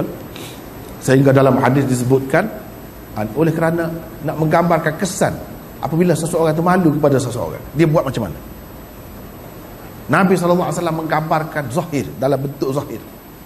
Dia duduk dekat telaga, dia angkat kain dia sampai nampak lutut, nampak paha. Abu Bakar mari, dia duduk begitu. Padahal mertua dia. Umar mari, dia duduk begitu juga. Uthman mari, dia ke bawahkan kain dia tu, tutup lutut dia, sebab masa tu panas. Dia tutup lutut. Kemudian orang tanya kenapa? Dia kata begitulah. Itulah dia sebut, Uthman ni dia ada sifat malu. Jadi oleh kerana dia malu, kita balas malu jugalah. Tapi malu dia tu tidak semestinya dalam bentuk zahir begitu, luas malu dia tu. Bila Nabi SAW nak menyatakan kelebihan dia, kalau kita malu dengan seseorang, kita buat macam mana? Kita buat gitulah. Kita buat begitu. Malu dia, kalau kita kata tak malulah orang suruh letak jawatan, dia tak letak jawatan. Sayyidina Uthman dalam sejarah dia, orang minta dia, paksa dia letak jawatan, dia tak letak. Kalau kita kata tak malu, tu kan begitu. Itu nak faham malu cara Islam ni macam mana. Tengok situ. Kan berapa ramai pemimpin-pemimpin kalau cabar-cabar sangat letak jawatan, dia letak sungguh jawatan. Dia malu lah. Tapi Sayyidina Uthman tak letak, sama mati, kena tikar mati, dia tak letak. Itu sejarahnya. Sebab apa? Sebab Nabi SAW sudah pesan, Allah SWT akan memakaikan kepada kamu satu baju, kamu jangan pecat baju itu bagaimanapun, sampai bila-bila jangan pecat. Baju itu apa? Kuasa lah. Kuasa, akan beri kuasa, akan memerintah, jangan pecat. Dan Nabi pesan, nak malu dengan orang, biarlah orang tak tahu, tak dengar pun, tapi dia dengar, dia tahu. Nabi pesan, jangan pecat. Dia malu, lebih malu kepada Nabi SAW lagi. Walaupun pada ketika itu kira-kiranya Nabi SAW sudah wafat, tak ada dah, tapi dia ingat yang Nabi SAW pesan. Jadi kita tak boleh malu, tak boleh takut, tak boleh apa, kalau kerana agama. Itu maksud malu di sini. Bukan malu bertanya, itu jadi sesak jalan itu. Itu betul juga. Tapi ada setengah-setengah malu tu sampai tak boleh ilmu. Malu dalam kelas tak tanya, tak boleh ilmu. Itu tak betul. Sebab itu Nabi SAW kata orang Ansar ini paling bagus, perempuan-perempuan Ansar. Dia puji. Sebab apa? Malu tidak menahan mereka daripada mendapatkan ilmu, daripada bertanya. Sahabat kita ingat sahabat-sahabat Nabi ni duduk di ceruk dapur saja, perempuan. Tidak, bukan begitu. Itu gambaran orang kemudian. Sahabat-sahabat Nabi ni menyembunyikan diri dia, perempuan. Tidak. Sahabat-sahabat Nabi ni kalau dalam majlis nak tanya, dia tulis surat. Tidak. Dia tanya, bangkit, bangun begitu, tanya. Malu tidak menghalang mereka daripada mendapat ilmu, belajar ilmu. Nabi puji. Nabi puji. Jadi tak boleh malu di situ. Tapi kalau tanya bukan-bukan, tak munasabah pun kena malu juga kan. Biar munasabah lah, biar patut lah. Begitu. Walau bagaimanapun sifat malu yang bagaimanakah yang dimaksudkan oleh hadis-hadis tersebut? Kerana dalam realiti bukan kesemua sifat malu membawa kepada kebaikan. Nabi kata bawa kebaikan saja. Yang ni kalau malu betul lah, malu mengikut cara Islam yang Islam ajar. Malah pepatah Melayu ada mengatakan malu bertanya, sesak jalan. Malu berdayung, perahu hanyut. Malu makan, perut lapar, dan seumpamanya. Ini semua tu orang kita pun faham, tahu. Tahu, memang jadi amalan orang kita dulu lagi. Pegangan yang membawa maksud sifat malu hanya akan mengundang kerugian semata-mata. Justru sifat malu yang dimaksudkan oleh hadis-hadis yang dikemukakan tadi adalah sifat malu yang dilahirkan oleh iman. Sifat malu yang ada kaitan dengan iman, yang merupakan buah atau hasil iman. Sifat malu itu yang tidak membawa kepada kerugian sama sekali. Bukannya malu untuk berbuat sesuatu keharusan, seperti malu bertanya dan seumpamanya, sebagaimana yang diibaratkan oleh pepatah tadi. Malu menyatakan kebenaran juga bukan sesuatu yang baik. Kerana itulah Allah berfirman, wallahu la yastahyi minal haqq. Bermaksud, dan Allah tidak malu daripada menyatakan kebenaran. Tak boleh malu menyatakan kebenaran. Malu bertanya tentang agama dan ketika belajar juga tidak baik. Sayyidatina Aisyah yang saya sebutkan tadi bahkan telah memuji wanita-wanita Ansar kerana sifat malu yang ada pada mereka tidak menghalang mereka daripada bertanya kan tentang agama dan mendalami ilmu agama. Lihat apa ya itu baikilah ya, sana sini ada salah silap tu, kita boleh faham bahasa kita sendiri kan. Lihat apa kata beliau tentang wanita-wanita Ansar. Ni'man nisa nisaul Ansar, lam yakun yamna'uhunna al-haya an yas'alna 'anid din wa an yatafaqqahna fihi. Sebaik-baik wanita adalah wanita Ansar. Perasaan malu tidak pernah menghalang mereka untuk bertanya tentang agama dan untuk mendalami ilmu agama. Jadi tanya siapa? Tanya dengan Rasulullah dulu pun dia tak malu. Kalau Rasulullah SAW kata aku ditunjukkan orang perempuan lebih ramai dalam neraka, terus bangun dia tanya. Sahabat-sahabat yang lelaki tu tengok, paling tengok, kenal pun orang perempuan itu. Tidak kata tanya tu dia dalam keadaan tudung muka, tidak. Sebab sahabat yang tengok tu dia kata muka perempuan yang tanya tu, kata dia berjeragat. Berjeragat, hitam-hitam, bintik-bintik. Sahabat-sahabat tengok, dia tanya, kita kira dia bangun tanya.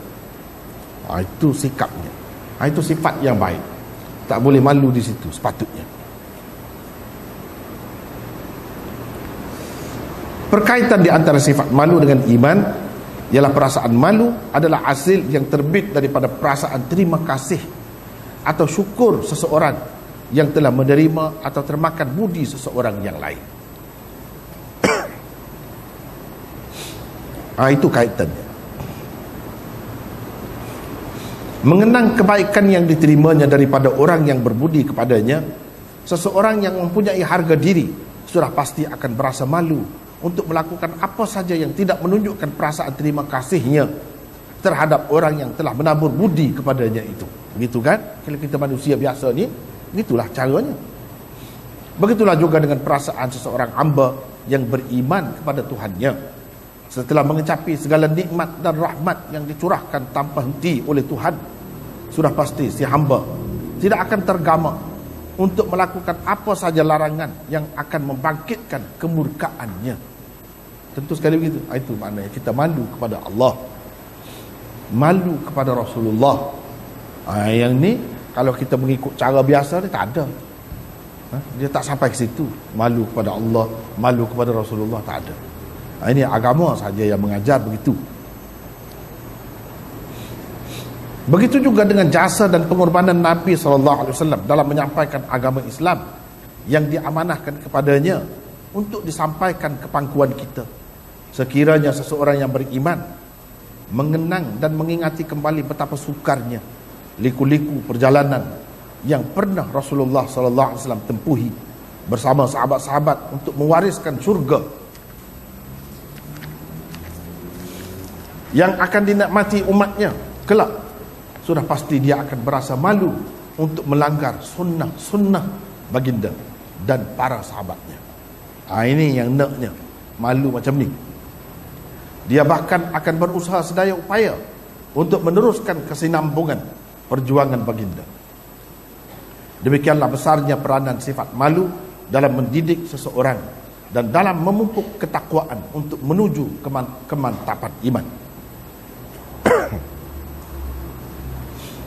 Seseorang yang tidak mempunyai sifat malu akan melakukan apa sahaja yang diserakahi nafsunya tanpa dihadang oleh sebarang kebimbangan. Sesungguhnya perasaan malu merupakan suatu hasil atau buah iman yang dapat disaksikan kesannya pada air muka, tindak tanduk dan gerak-geri seseorang.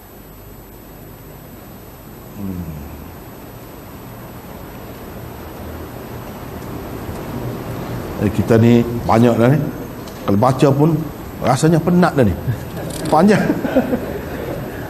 Panjang lagi, tak habis lagi. Tak habis lagi, kita berhenti setakat tu lah dulu. Untuk ya. Penat juga. Oh, ingat kau kan bercakap saja penat. Dengar pun penat juga. Alhamdulillah, sama-sama penat. Jadi kita setakat itulah dulu untuk petang ini. InsyaAllah akan sambung lagi di sini ya, menerusi hadis yang diriwayatkan oleh Abu Hurairah ni. Setakat itu. Wallahu a'lam. Wa akhiru da'wana alhamdulillah. Subhanakallahumma wa bihamdika. Ada apa-apa kemusykilan atau perbincangan, kita dapat berkongsi insya-Allah.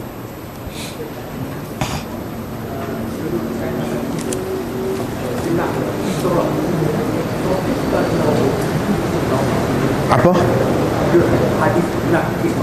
Ya.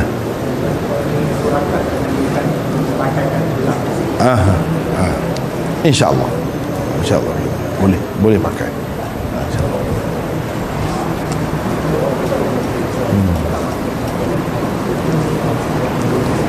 Lagi ada?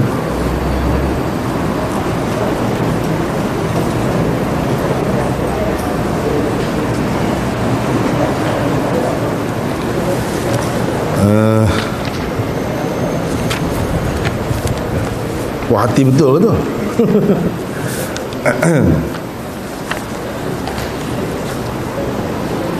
Jadi insyaAllah kalau kita baca Bukhari ni kan, nampak cara dia tu kan, macam mana keistimewaan kitab Bukhari yang ulama-ulama kagumi sangat itu, nampak cara dia.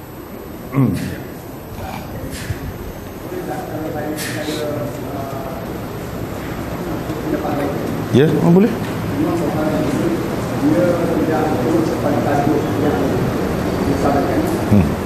Pada dasar dia nak menerangkan kepada pembaca bahawa apa yang dia nak sampaikan ini juga dipahami oleh orang lain.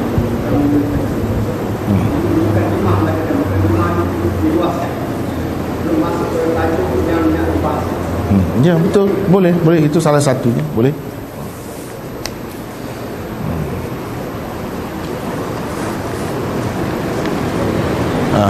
Lagi ada?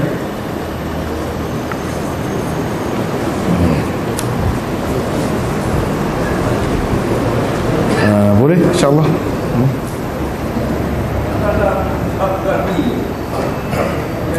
Pinjaman dan dia orang sekali campurkan pinjaman dan pinjam buat dia. Adakah dari segi angka dia ataupun dari segi wang dia? Apa tak jelas, tak jelas. Dalam bab jual beli ya. Dia kata tak boleh dicampurkan pinjaman dan dia. Adakah dari segi angka dia mereka akan pinjam tak kepada orang tak, itu masih boleh lagi, ada lagi dari segi fake lah, boleh boleh boleh dari segi fake lah. Kalau kita uang kita pinjamkan duit kita tu ada tak boleh buat pinjaman duit pinjaman dan duit kita sendiri campur pun tak ada. Tak apa, asalkan jelaslah mana yang pinjam, mana yang kita nak guna dulu buat sementara. Tapi dalam kira-kira kita, dalam catatan kita ke jelas. Itu tak apa, boleh. Tidak kata jadi menyusah ke sampai menyusah. Nak ambil duit kita sendiri. Sekarang ni kita tak ada, sedangkan kita perlu bayar terus misalnya. Itu masih boleh lagi. InsyaAllah.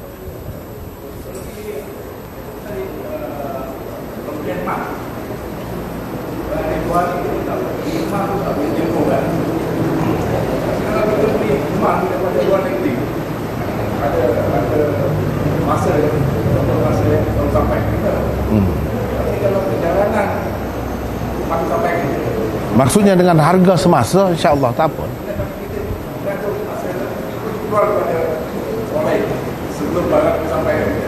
Itu ada khilaf dalam perkara itu, ada khilaf. Sebaiknya kena jagalah benda-benda macam itu, sebaiknya kena jaga. Ya.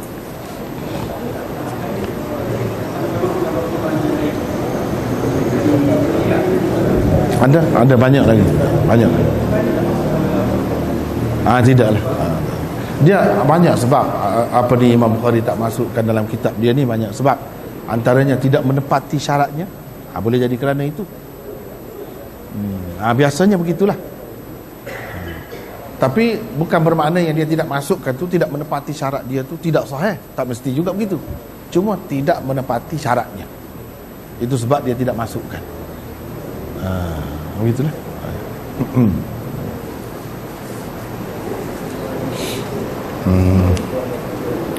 Boleh dah?